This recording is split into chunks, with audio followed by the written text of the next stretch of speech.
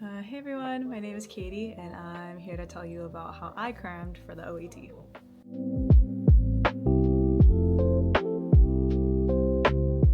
Just a little bit more about me. I'm an incoming second year at UC Berkeley Optometry. I graduated from UC Davis. I didn't take a gap year and I decided to take the OAT while I had a part-time job and I was full-time in school, so I was pretty busy as I was trying to study for the OAT.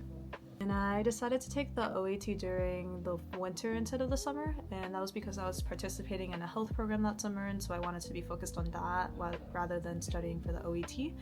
And that is what led me to cram pretty hard during the last week coming to my OAT. And my goal for the OAT was to get a 330 total science and academic average, and I ended up with a 330 total science and a 340 academic average. So I reached my goal. I was very close to not hitting it, but I did reach it in the end even though I crammed. Yeah, in this video I'm going to be going over why I chose OATBooster as my resource, how I studied and crammed for the OAT, as well as what happened day of exam. I'll also be breaking down my score and having a little bit of a section of me talking about what I wish I could have done differently if I were to retake the OAT, and then also have a little bit of a section to give any extra final tips and takeaways that I have. There are a lot of study resources out there, but the big three that I always hear for OAT in particular is OAT Bootcamp, Kaplan Prep, and OAT Booster. So those are like the big three study resources that people choose from. And it was really important for me to choose the right resource because coming from a low-income family, I had no family support. I'm fully off of loans and financial aid and any money I make from my part-time job. So it was really important for me to choose the right resource. So I spent a lot of time studying and researching what each resource provides. I highly recommend you to do that as well before just going in and just buying a resource because it can be really expensive. Like anywhere ranging from like at least $500, I think minimum, for most of the study resources, because you want to study around 3 to 5 months ahead-ish, and that is a long time, and these study resources charge you per time period that you study. So if you end up needing to extend your study time, you have to pay extra for that outside of what you already paid. So yeah, I would definitely do a lot more research if you can. Just coming from word of mouth from other pre-optometry and optometry students, I really only hear people using OAT Booster, and OAT Bootcamp was the second most popular. Kaplan Prep, I've heard one person have an experience with it and they didn't really enjoy it as much, so I took that into account when I was deciding as well.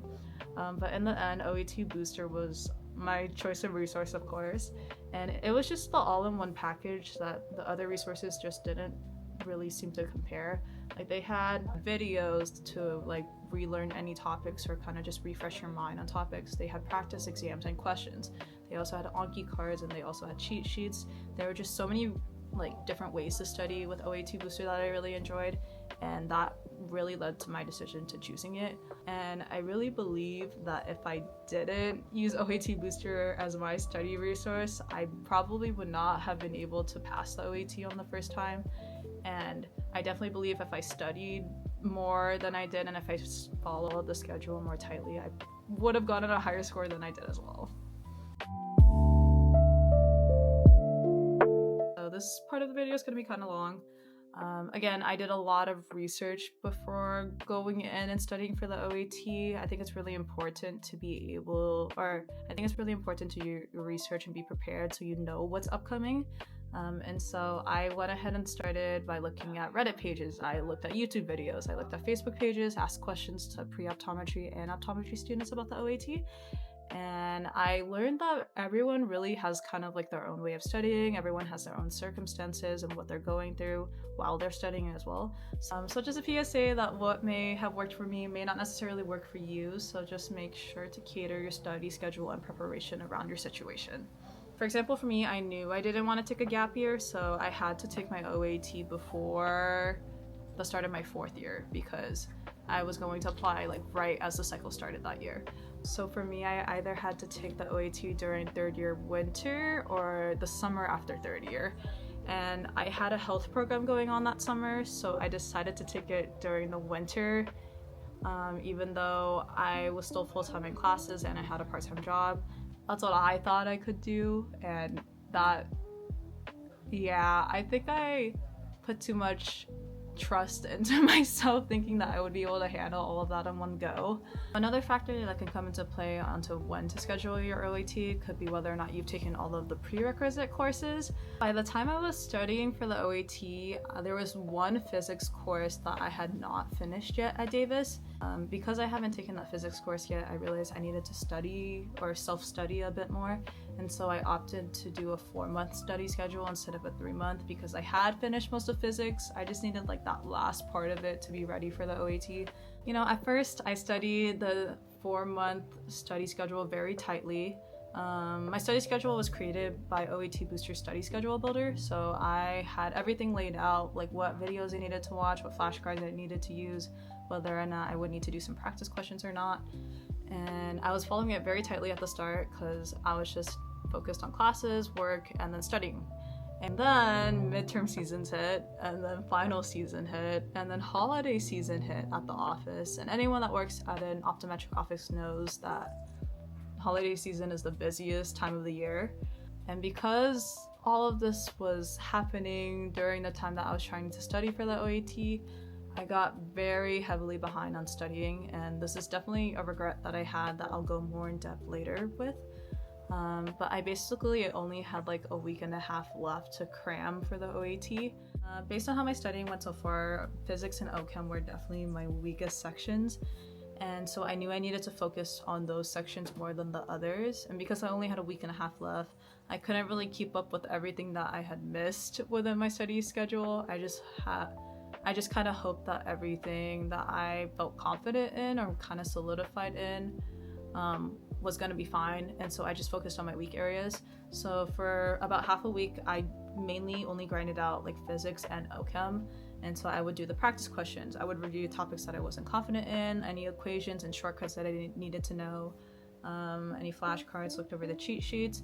It was just basically physics and OChem like nonstop for me for about like 4 days, and then 5 days left studying for the OAT, I would take full-length exams every day. It's really important to take full-length exams ahead of time just to get the gist of what actual exam day is going to be like and how long the breaks are and whether or not you have enough stamina for the exam. I know if I definitely went in blind, I would not have been prepared. I would have been tired within the first hour and then just knocked out. So definitely recommend taking multiple practice or full-length practice exams when possible. Immediately after finishing the full-length exams, I would go over the questions that I may have bookmarked or may have missed, and then I'm going to go over the topics to see if I fully understand it or not, or fully understand why I got it wrong, or if I just didn't know it, and then write it down. It was really important for me to know what wasn't solidified in my head and then go over it by the end of the day. Because I was so behind on studying, I needed to make sure that I knew what I missed and why I missed it. So for 5 days, it was just me constantly doing a cycle of basically taking a full-length exam, going over what I missed, and making sure that information was solidified in my head. And then after the 5 days of me taking full-length practice exams, I was averaging around 320 to 350. And my goal was 330, so I'm like within that range on average with all of my practice exams. But obviously I'm not just gonna shoot for like a 330. I would like to get a 400 if possible, but I would have to be really lucky with the amount of studying that I got to get a 400. So my decision at like the night before my OAT was to just stay up late and to cram the rest of physics and OChem that I did not know. So after I took my full-length exam and went over everything that I had missed, instead of preparing to sleep for my exam, I decided to cram even more. So I crammed more physics equations and topics and OChem shortcuts that night, and I think I stayed up until like 3 a.m. or something like that, and I got 3 hours of sleep. So moving on to day of exam. I woke up at 6 a.m., prepared everything that I needed, like my ID, any documentation that I needed to bring, snacks, water, lunch, and I drove to the testing center, which was about 40 minutes away. I walk in, I sign in, and I realized on the sign-in sheet that there were like 10 people already signed in ahead of me, even though I was pretty early myself. And I realized that not everyone was taking the OAT. As you sign in, you say what kind of exam you're taking, and some people are taking the DAT or the GRE. So just an FYI ahead of time, just because you're taking the OAT at that testing center doesn't mean everyone else is, and so everyone is on their own testing schedules. So it might be kind of annoying because people will be coming in and out of the exam room pretty often. So if you are possibly annoyed by people coming in and out of the exam room, they do provide headphones. I'm not sure how noise canceling they are, but they are there in the case it would distract you.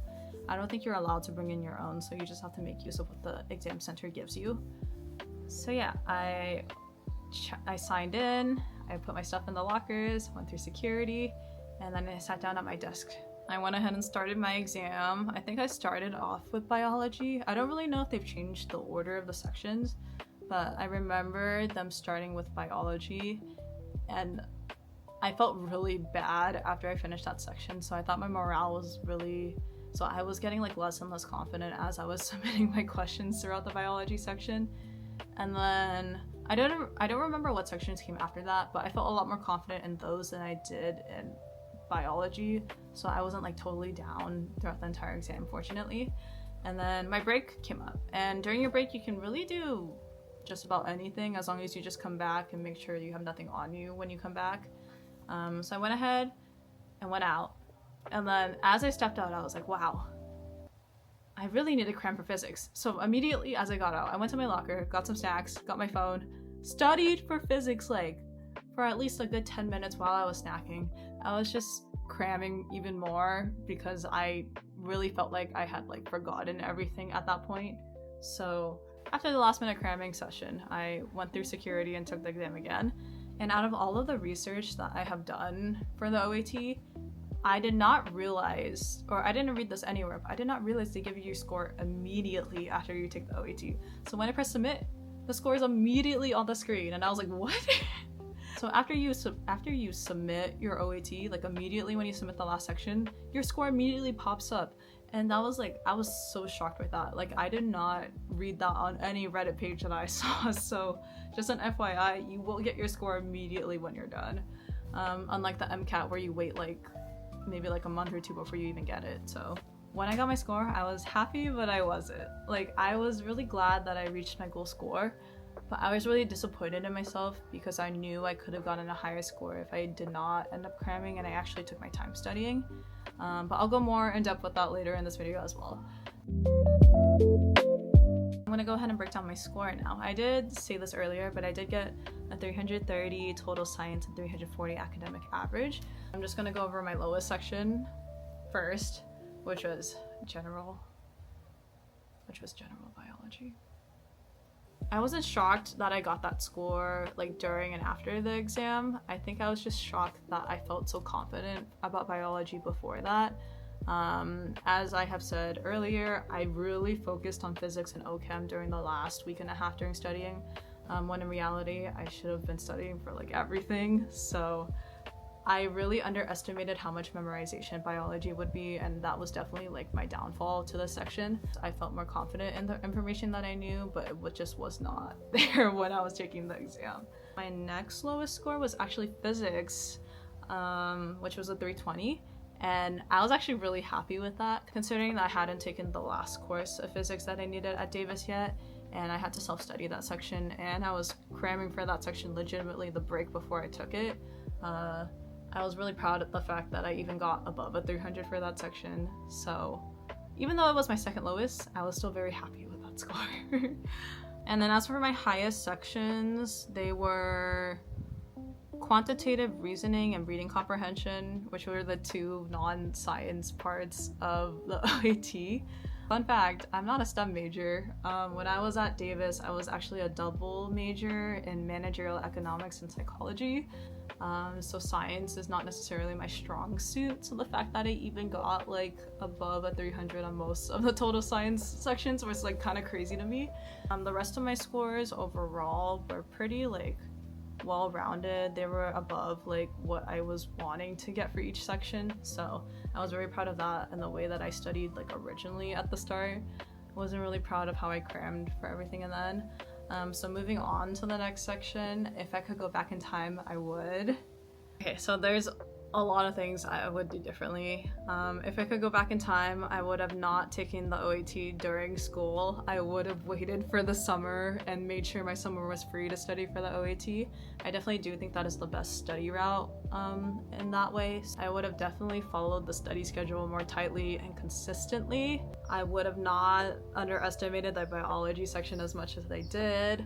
I should have really taking more use of the Anki cards and cheat sheets that OAT Booster provided. I thought they were good resources at the time, but I didn't really focus on them as much as I did for the videos and questions. But I really wish that I did get on Anki like immediately and did it consistently, as well as looking at the cheat sheets and just memorizing those immediately, because those are really great ways to kind of solidify your memory in the long term. Anki cards in particular. The cheat sheets are a good way to solidify some stuff like short term if you want to cram some things and you have to bring them into memorization. The cheat sheets are great. So I really wish I utilized more of those from OAT Booster. I also wish I realized during that time how expensive it would be to retake the OAT. Coming from someone who is entirely out on loans, financial aid, and on my part-time job, I get no family support for anything. It would be a lot of money to retake the OAT, because the OAT, when I was taking it, was like $500-ish or something. It might be more now. Not only if I got the score that I didn't want, would I have to retake the OAT, I would also have to extend my OAT Booster study subscription. And that would also be really expensive, because those study resources already are almost as much as the OAT, if not more or less, and you're extending the subscription for longer, so that's even more money that you have to spend. Not only that, it's just expensive because you have to give more time into it, because you already spent months studying and preparing for the OAT, and now you have to give it even more time just to retake it. So I really wish that I realized how detrimental to my time and money it would have been to retake the OAT. So I was just really fortunate to be able to have met my goal score and to not retake the OAT.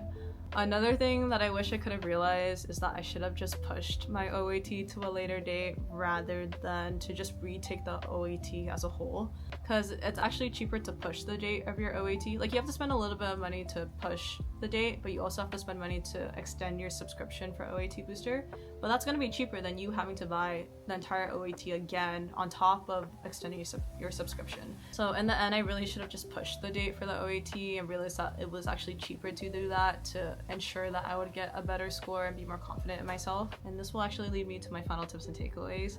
Basically, cramming for your weak areas might not work for you, but it definitely worked for me and it clutched for me. So if you're also in the same situation, I would recommend actually pushing your OAT rather than taking it how I did. Cramming did work for me in the end, but I know I would have gotten a way higher score if I actually followed the schedule as tightly as I could and felt confident in myself. I feel like it's really important to be confident in yourself before you take the OAT, and if you feel like you're really not ready, it's a lot better for you to push the date rather than to just take it and get it over with. Another tip is to know your strong and weak areas ahead of time. I knew very early on that physics and OChem were my weak areas, and so I put a lot more emphasis on OChem and physics throughout my study schedule, so it may be different for you. But just because you know you're strong in some areas doesn't mean that you should completely ignore them. It's really important to reinforce the information that you have in your head, so don't just totally ignore the strong areas how I did during the last week and a half, or actually last month maybe of studying. Just because you're confident in yourself and the information doesn't mean you shouldn't still go over it, because you may forget. Things may not always be solidified, so it's really important to be able to study the topics of the OAT almost every day if you are able to. Another tip is to follow your study schedule tightly and consistently. Again, it's really important to be able to solidify the information in your head, and I definitely believed that if I did follow the study schedule, I would have definitely gotten a higher score. I would have been less stressed, I would have been more prepared. So definitely just follow the study schedule as tightly as possible if you can. I also highly encourage you to check out OAT Booster as your study resource if you haven't looked into what resource you've been wanting to buy. I do have a discount code in the description if you are interested for 10% off of OAT Booster.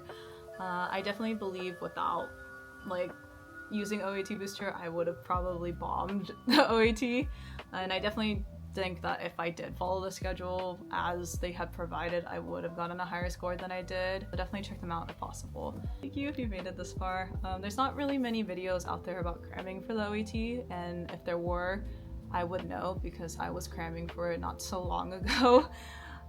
So I was hoping this video could help out those who are planning to cram for the OAT even though you shouldn't.